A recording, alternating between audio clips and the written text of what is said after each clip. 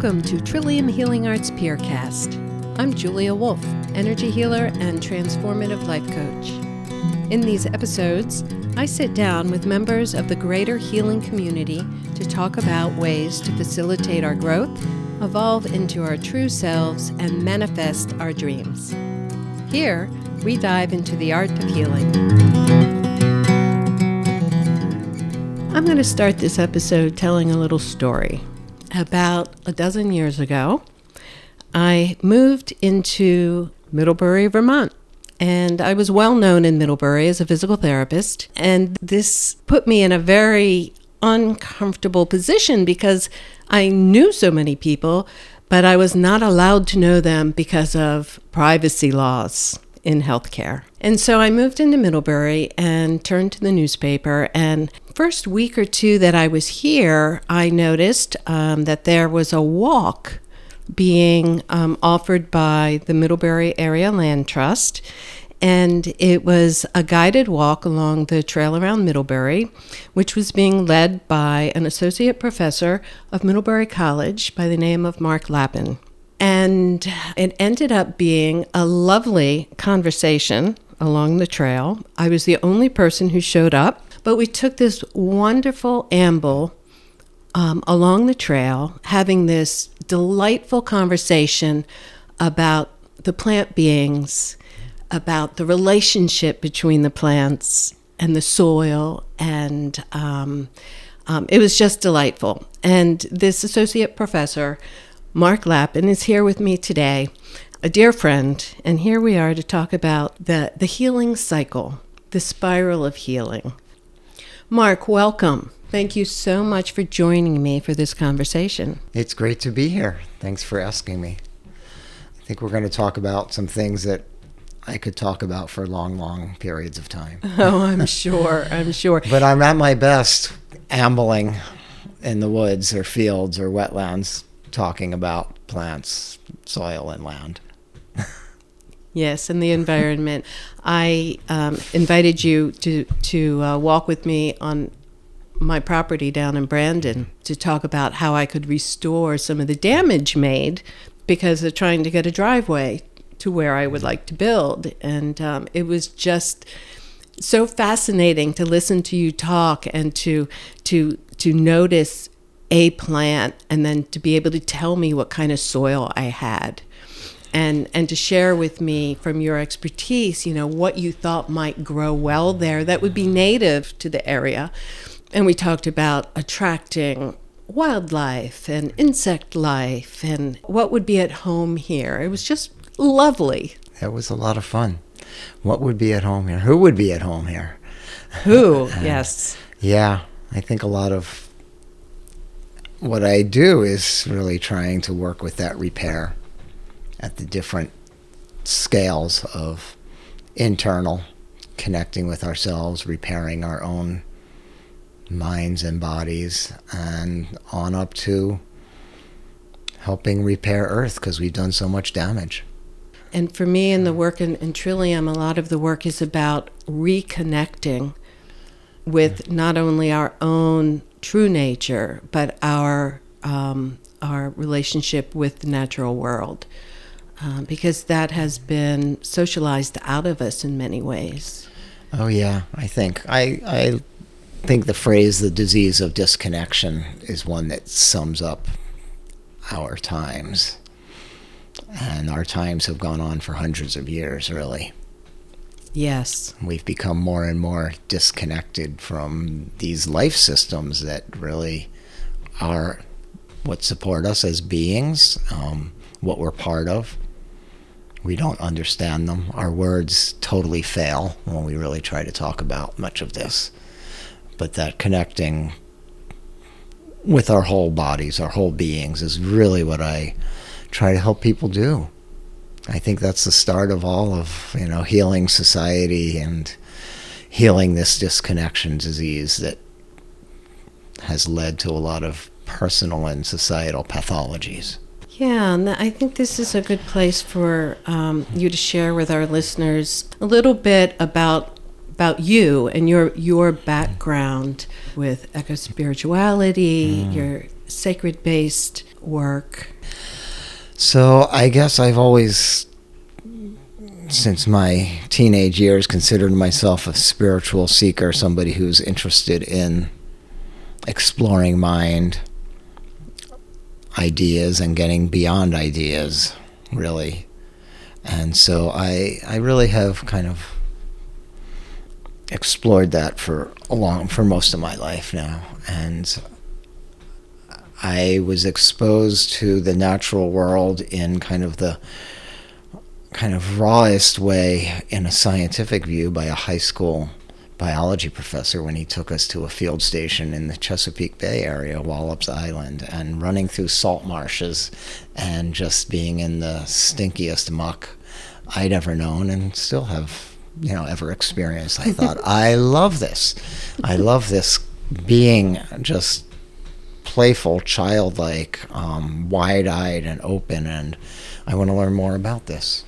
And so I pursued ecology. It took me a while to consider myself a scientist, actually, because science, as many of us in our society learn, it has to do with microscopes and cells and molecules and atoms, and that wasn't my kind of science. I resonate more with the scale of organisms, plants, birds, I love.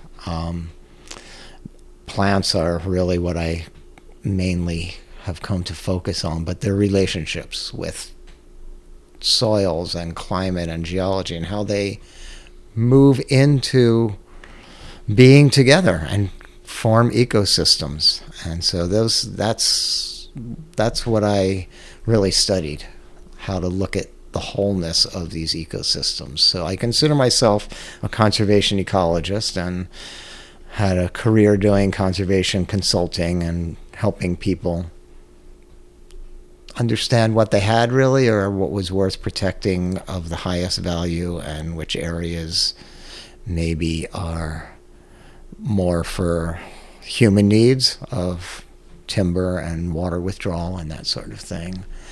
And so I had a career doing that, and then just kind of fell into teaching, really. I went to pursue a PhD because I was curious. I really wanted to learn more. And what happened, I had a trajectory that I realized in retrospect. As an undergrad, I was really interested in the way human knowledge, especially native people's knowledge of nature, was kind of used in science and policy.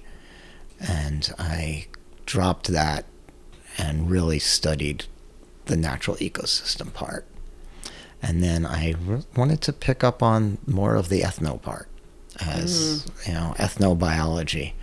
And so I went back to school to study ethnobiology, and that led me in different directions in a way, which led to teaching, away from the direct conservation consulting work, and then working with these college students and being able to share perspective and ways to know nature, that they feel the disconnection, that they don't know these other beings. Some of them don't even notice that they exist, really, when they come to me in my classes. And so opening eyes, and that leads to opening minds and opening hearts, and really trying to be a full human being in a world that in many respects doesn't allow us to be, and we're not led to be through our societal norms, really, institutions. Right. Yeah. Exactly. Yeah. You used a term which, I will be honest, I have never heard before, and that is ethnobiology. Yeah. Can you give me a definition of that? Yeah, so I think of it in the broadest sense of really the cultural ways of interpreting and understanding the whole of the more than human world. So it really gets into belief systems, ways that we think about accumulating knowledge, and of course the philosophers have fancy words, ontology and epistemology for this. But it's really about what we see and understand and the constructs that we humans create to categorize and describe things that are really flowing wholes that are interrelating. So I started thinking about ethnobotany and then realized, but I look at whole landscapes as much as or more than I look at plants, and really like understanding where these other organisms create differences. And Yes. so that's ethnobiology, and that's the way humans relate to it. What we kind of do, how we extract based on our thinking, really going even deeper than the idea of what we need, but that, we think about nature in certain ways, and that allows us to manage it in certain ways. Yeah. And that's how I would have attempted to define that, but it's a word that I had not heard before. So thank you for that. And that takes me to that makes me think about the New Perennials project there at the college, and I got to know more about it 2 semesters ago when I was invited to work with you in that project through the healing arts. And I got to work with a couple of young women who were just delightfully curious, which was very exciting. And we really had a great time talking about different ways of knowing. And maybe you can talk a little bit more about the college's project there. Yeah, so New Perennials project comes through the Land Institute in Kansas, where they were really in the forefront of breeding perennial plants so that we could grow our food without plowing the land every year and replanting seeds. And the vision is perennial polyculture that would be really simplified prairies where, we could have numerous plant species. So right now, to provide most of the calories for humans, we plow the earth and grow grains, and we grow oilseed crops and legumes with a lot of calories and fats and proteins, but they're replanted every year. And so the New Perennials project is looking at our social institutions, our ways of thinking and being that might accompany that sort of way of procuring and growing our food, rather than our agro-industrial model. And even prior to agro-industrial, when people decided we can grow these foods and store them, and all sorts of ways of thinking and power structures and neural networks, I believe, developed through that. And so this is an imagining, an envisioning. It's a whole experiment, and trying to get all of us to think about what would we actually believe, and how would we organize ourselves. How would we organize our healing systems, our educational systems? How would we perceive creative arts, and how would artists think differently of themselves and what their work in the world is, perhaps or perhaps not? How would faith communities be organized, and belief systems and rituals and practices? So it's a very fun project, and it really fits me perfectly, because I love to think about these wholes and think about how these ecosystems teach us. So when I was doing consulting, I got to walk for thousands and thousands of hours over thousands and thousands of acres of land and learn from the land. And so this is really trying to extend that. What is the land? What is all of nature teaching us about how we might be? In Native American terminology, you might say the original instructions. Exactly. Or what is our true Buddha nature, apart from the way society has conditioned us to be, the unconditioned. Yeah. Yes. What rose into my mind as you were sharing that is new ways of thinking and examining our beliefs and taking a look at the whole picture. And that just connects right back to the whole healing process, whether we're talking about our individual life or our government or our food sources, is having that awareness, to really look at a facet of ourselves. Or, in Joanna Macy's work, the work that reconnects, I love the image, and it's what led me to your first workshop, that image of the dandelion, and it starts with the roots, and at the roots, it says gratitude, and then where the roots turn into the stem, it says honoring our pain, and then we come into the flowers, and it says with new eyes, seeing with new eyes, and then to the dandelion, with its seeds blowing off into the wind, going forth, and it's all in a spiral, because what's going to happen to those dandelion seeds? They're going to start over again, create new roots, and we take a look at agriculture, and at the birth of agriculture, it was amazing. We could feed ourselves in a way we could never feed ourselves before, and in many ways our life became easier, and it was revolutionary, and it was beautiful, and we have to honor that. Right. Yeah. Right? That's part of it, honoring all the wisdom, the human wisdom, the ability to work with all of this. Exactly. And we honor that. It. Yeah. And but if we flash forward to today, that practice is in some ways destroying the earth. Right. Right? Yeah. But we can't erase. No, there's no going back. There's no going back, and we can't demonize it either, because it was beautiful. That's right. So a lot of the practices in the work that reconnects are really helping us to not demonize these things, which we see as very painful and very stressful, the legacies of things that we wish we didn't have to deal with. But honoring our ancestors for doing what they were doing, knowing that they were doing the best thing that they understood could be done for themselves and for their future children and grandchildren.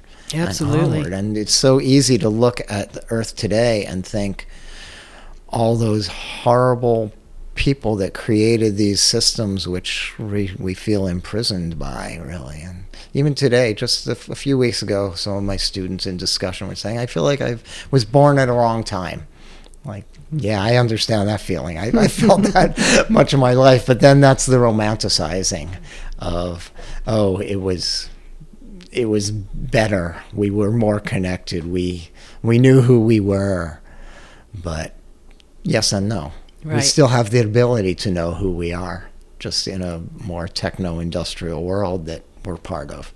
Right. It's the evolution, human evolution, Earth, animals, people, we're all evolving. Right. Right. Yeah, Things are changing, and as we know, what is the saying? The only guarantees in life are death, taxes, and change. Yeah. Right. The change, and so we got. I really believe that we got stuck in through this idea of surplus agriculture, which had stocks and boxes to hold the grains, and we got really more stuck in categorizing and looking at stuff rather than understanding the cycles and the flows and the relationships and accumulation. The accumulation is huge now, and so we take it to accumulating experience, accumulating spiritual experiences, accumulating all sorts of grand experience, accumulating information. I question all that. One of my koans is, what do we do with knowledge? It's like we have a lot of information, sure. People are scrolling on their phones and iPads and just getting lots of information filling their heads, and that's one thing. And then hopefully you're making it into some kind of coherent knowledge that makes sense for you yourself. Of course, there's a lot of conditioning that goes into that. And then what do you do with it? Right. So what? So you know stuff. Woohoo! You can win the Trivial Pursuit, championship at, the local town hall. Yeah. So I think it's really interesting. So I would much rather kind of be there going through that tangle that I see out your window, being scratched up and get poked in the eye and not know even what it's about, than have all sorts of knowledge that I'm not doing anything with because it's just going in boxes. It's a stockpile. Mm-hmm. And this is a beautiful segue back into the individual healing process, the growth process of an individual. And one thing, when I work in with my clients and at my retreats and workshops, it's a lot of what I do is like, let's get down below ego's control.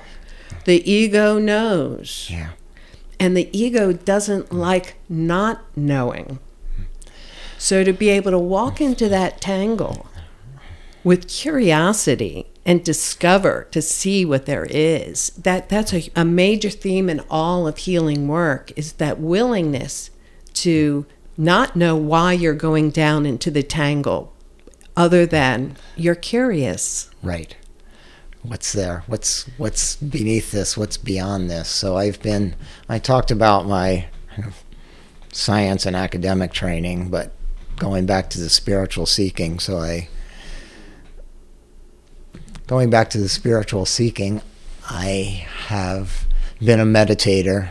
Really started when I was in high school through reading books that my mom had laying around, because she was doing a adult education course that was about consciousness and mind. And so I started exploring those books, and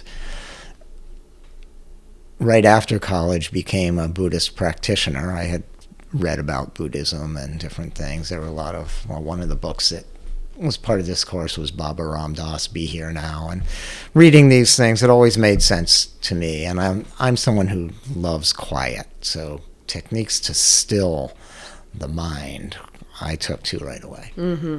So one of the things I say is I've stared at a wall a lot in Zen practice. And that was a good part of my tangle going into. And no better way to get rid of the ego, for me, for some people, than to have that kind of rigorous Zen meditation. It's not my main practice now. I've done a lot of other practices, but really trying to get more earth connected took me into other ways of practicing. And I think that this is a big part of what I try to do, even on nature walks or in my classes, because everything can be an awareness practice. Absolutely. Are you just observing? And what is your response to it? What's your physiological response? What's your emotional response? What's your intellectual response? And just being open to noticing that. And so to me, that's kind of the essence of getting into being in the world. Just being. Not doing, not just accumulating, just be.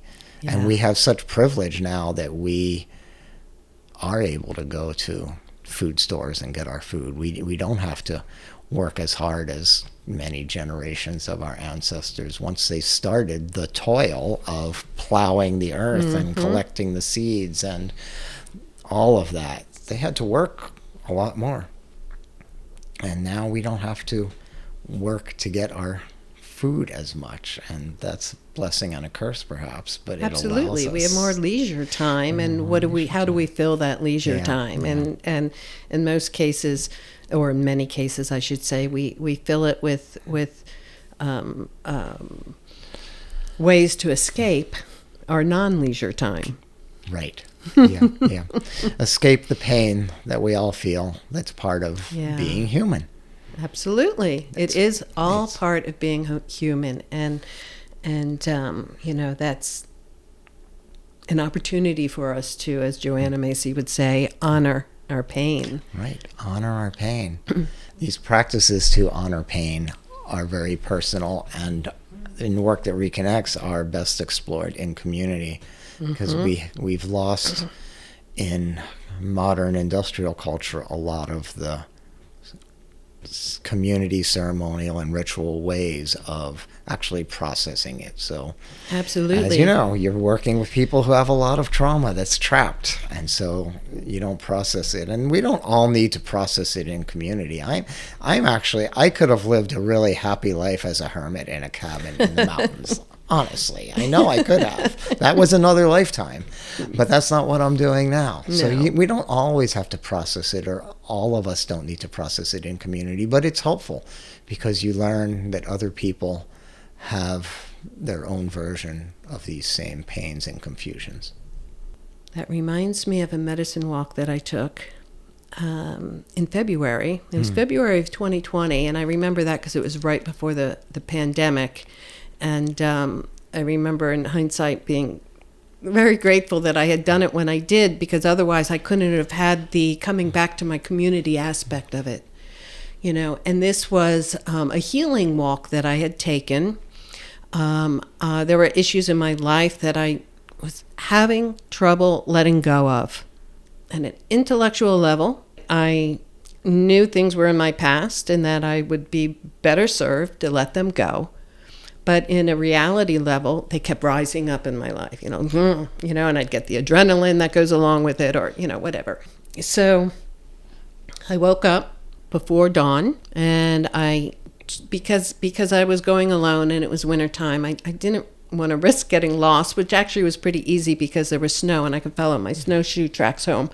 But before dawn, I went to Abbey Pond Trail, and I headed up that trail until I was moved to go off trail and just explore through the woods.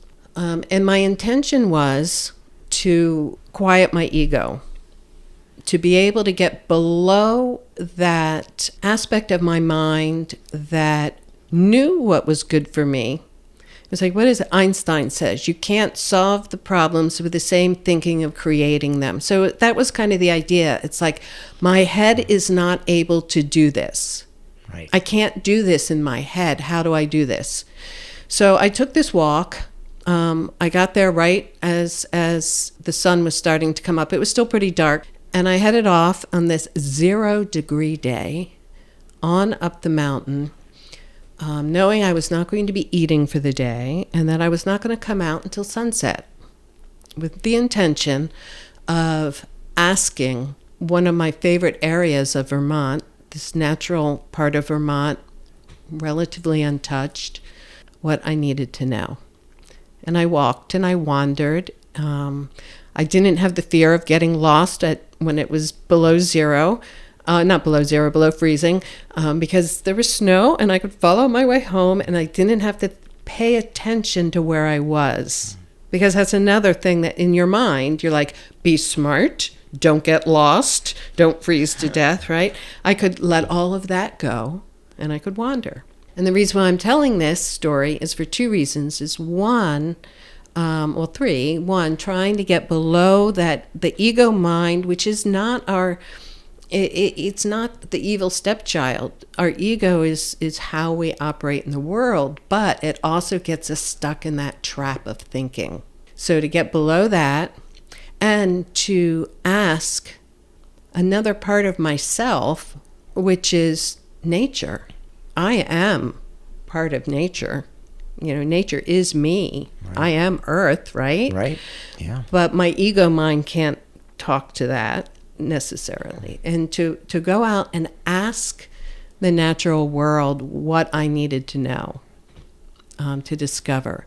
And the third aspect of that is, before I left, I had arranged, and you and Laura, your wife, were two who came to the yurt to meet with me afterwards and to share my first meal of the day with, and then for me to share my story. That community, that, what we were just talking about. And we're in a society right now where, we're supposed to be smart and beautiful and successful and independent. Yeah. Right? Right. And because we're supposed to be smart and beautiful and successful, we don't want to share with people that we have an ugly side, that we feel stupid, or that, we're not able to just let things go, or, Right. And so we're kind of trained to connect with a turtle shell around us, or a brick wall around us, or some sort of barrier that protects, that hides these aspects of ourselves, which we know need work. Right. We're pretending to be not full human beings by doing that. Well said. But each of us knows that there's more under the surface. Those things that you would never want to say to anybody in society tells you shouldn't have those thoughts. You shouldn't think that. And that goes to the medicine too. The thought of, how am I going to put this into words, this experience that I've had? How am I going to believe that this is actually knowledge that's useful for me and in my healing journey? And so that's having to put things into words is so problematic. And I don't think that we need to put everything into words. So I love rhythm. I love, rattles and drums and just expressing energy in that way.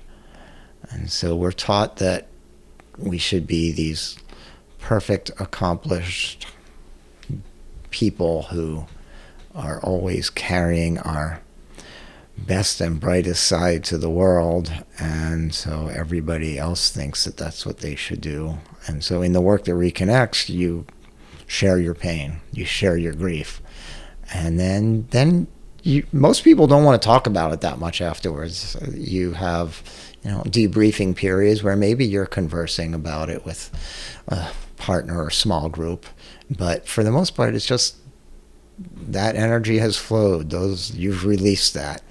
And then you can go on to, so now how do I experience? How do I see anew? And I always go back, my ecological side, I call it geo-ecological timescales. It's like, what have if humans have been in the form basically that we're in, with the same sorts of brains and bodies for a couple 100,000 years, for most of that time, we weren't doing the things we're doing now. We weren't in structures physically, like sitting in this house. We weren't in structures like we are now. We weren't getting our food the same way. We weren't in community the same way. We weren't discounting many things that come into our minds as, we're just imagining that. That's not real. Mm-hmm. Communities were made up of all sorts of people that they were all there building it together and with different abilities, and we don't value that anymore. Right. There's one kind of person that there should be, and everybody's modeling that in their social self. We're being groomed. We're being groomed by the greater collective. Right. And whether that's our educational system or our government, or growing up in Middlebury is a completely different experience than growing up in Silver Spring, Maryland. Right. These are the communities are different in many ways. Yet in both of them, you wouldn't go walking around saying that I can read your aura. You wouldn't walk up to people in the supermarket and like, oh, your aura looks damaged, And I just use that as an example of energy fields. We're in structures that we're told that what can be measured and recorded and replicated by Western science is what's real. That's truth. And that if you can't describe and help us understand and measure these other energies and fields you say exist, then they don't exist. You better not talk about that. That's not real stuff. Yeah. Or that's the magic and woohoo that, yes, so Marc, you're saying our ancestors believed in that, but look, we're so much more accomplished and comfortable and safe and live longer and all those things. So they must have been wrong and we're right. And I don't buy that. No. My personal experience doesn't tell me that that's true. No. That makes me think of this coming weekend will be my last weekend in this second year apprenticeship program, a shamanic apprenticeship program that I'm taking with Indigenous roots up in Hardwick, and working working in that realm and discovering how I can receive information through a drumming journey, as an example, it's really hard to talk about because, what is the proof? Where's the scientific evidence that, Right. what you're doing is real? Right. So there's a little book that I love, one of the Dalai Lama's many books, The Universe in a Single Atom. And the Dalai Lama is someone who he loves Western science. Mm-hmm. He loves tinkering and technology, and he tells stories of taking things apart as a kid and mm-hmm. putting them back together. And so when asked about these other sciences, he had the phrase first person science. He said, well, our Tibetan meditation methods have been shown to have the same results again and again and again with many practitioners doing the same technique. They have similar experience and results. First person science. Mm-hmm. Yeah, I have that book too. It's a great little book. Yeah. And so those sorts of things that we expand our view of what we can know and what exists. And so to me, that's ways of knowing, and we can't unless we experience and embrace it and practice it in community.